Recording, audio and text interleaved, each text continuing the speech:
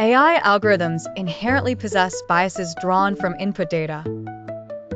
These biases reflect societal prejudices and inequalities. Even with neutral intentions, biased outcomes may prevail. Small input biases escalate into significant societal impacts. For example, hiring algorithms may unfairly rate candidates. Facial recognition technology often struggles with racial minorities. Education algorithms may intensify existing inequalities.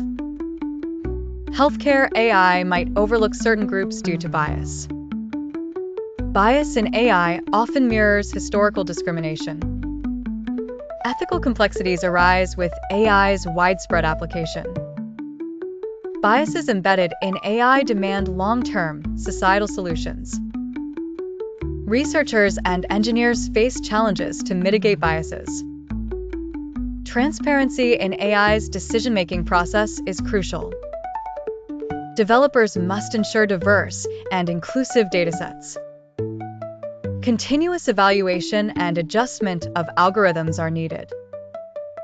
Addressing AI bias requires a multifaceted approach.